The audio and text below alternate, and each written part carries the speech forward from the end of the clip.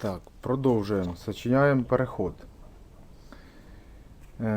Тут головне зберегти прохідний отвір, тобто площу отвору до переходу, зберегти його площу після.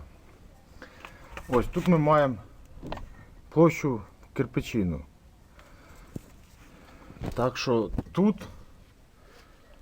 у нас так іде, тут вийде ця площа таким чином. Тут важливо уникати кутів, ступеньок, все, за що може зацепитися дим, димові гази. Навіть отак рукою знімаємо розчин, всяку загусню, виглажуємо. Чим гладкіша поверхня, тим диму легше вийти. Тут треба на якусь мить уявити себе димом. От я отут зрізав навіть угол кирпича, тут треба загладити. Якби краще виход буде, плавніший. Так же і тут зараз буду піднімати. І тут якби на перекритті з'являється глухий кут. Там буде застоюватися, закручуватися дим.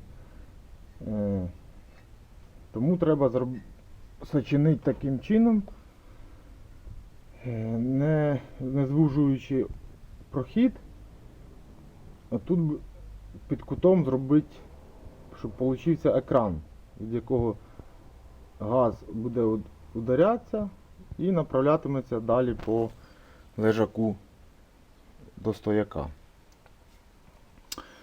От цим зараз займемося. Знімати і працювати не виходить поки. Поетапно покажу. Тут підсихає, потім зальємо шви глини, яку напередодні замочили. В общем, рухаємося далі.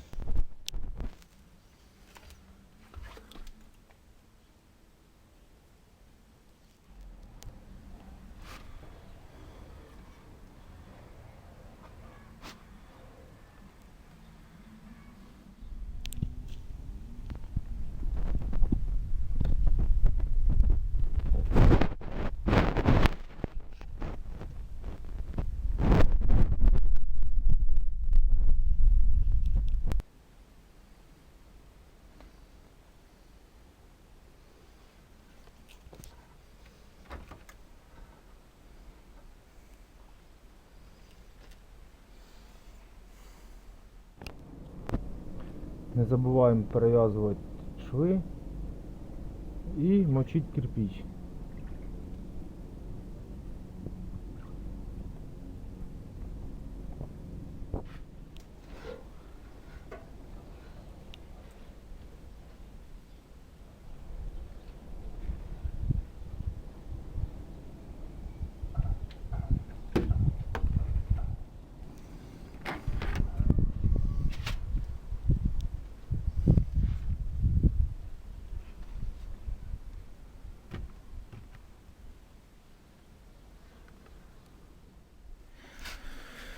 От, получилось все таке.